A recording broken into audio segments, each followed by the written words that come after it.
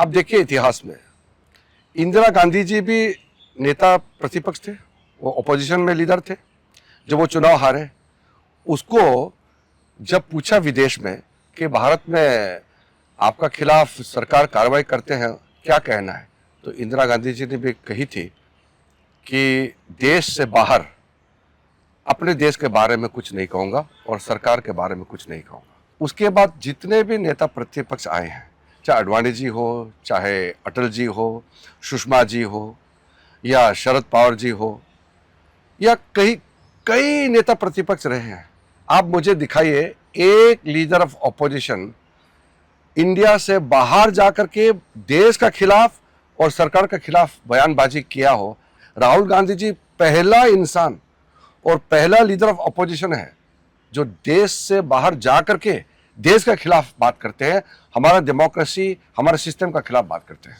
Sir, आप लोग राहुल गांधी को लेके इतना ज्यादा रिएक्ट क्यों करते हैं? हमेशा मैंने देखा है जब भी वो कुछ बोलते हैं, कल बीजेपी ने प्रतिक्रिया दी, अभी आप भी थोड़ा गुस्से में हैं उनसे, तो क्या आपको लगता है? देखिए, मैं राहुल गांधी जी को इसलिए अहमियत देता हूँ, इसलिए इज्जत देता हूँ क्योंकि वो नेता प्रतिपक्ष है। Rahul Gandhi as a person हमारा कोई लेना देना नहीं है, लेकिन नेता प्रतिपक्ष है। मैं संसदीय कार्य मंत्री हूँ। हमारे पार्लियामेंट का लीडर ऑफ अपोजिशन अगर गैर जिम्मेदाराना बात करेंगे तो हमको तो अच्छा नहीं लगेगा। अब देखिए इतिहास में इंदिरा गांधी जी भी नेता प्रतिपक्ष थे, वो अपोजिशन में लीडर थे। जब वो चुनाव हारे, उसको जब पूछा विदेश में कि भारत में आपका खिलाफ सरकार कार्रवाई करते हैं, क्या कहना है, तो इंदिरा गांधी जी ने भी कही थी कि देश से बाहर अपने देश के बारे में कुछ नहीं कहूँगा और सरकार के बारे में कुछ नहीं कहूँगा। उसके बाद जितने भी नेता प्रतिपक्ष आए हैं, चाहे अडवाणी जी हो, चाहे अटल जी हो, सुषमा जी हो, या शरद पवार जी हो, या कई कई नेता प्रतिपक्ष रहे हैं। आप मुझे दिखाइए एक लीडर ऑफ ऑपोजिशन इंडिया से बाहर जाकर के देश का खिलाफ और सरकार के खिलाफ बयानबाजी किया हो।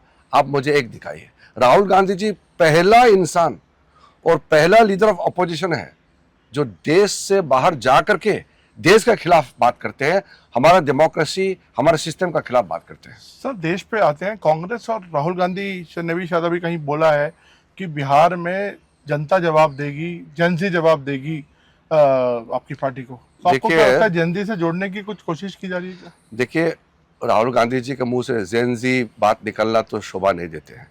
जेनजी, ये नई जनरेशन ने तो उनको सत्ता से हटा दिया है, तीसरी बार भी हटा दिया है। जेनजी का क्या मतलब होता है? नए जनरेशन का नई सोच, ये तो मोदी जी के साथ में है।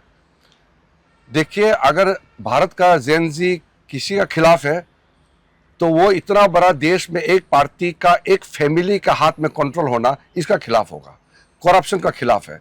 आज हमारा भारत सरकार में अगर एक भी मंत्री या कोई भी अधिकारी करप्शन करेगा, मोदी जी खुद ही उसको एक दिन में हटा देगा।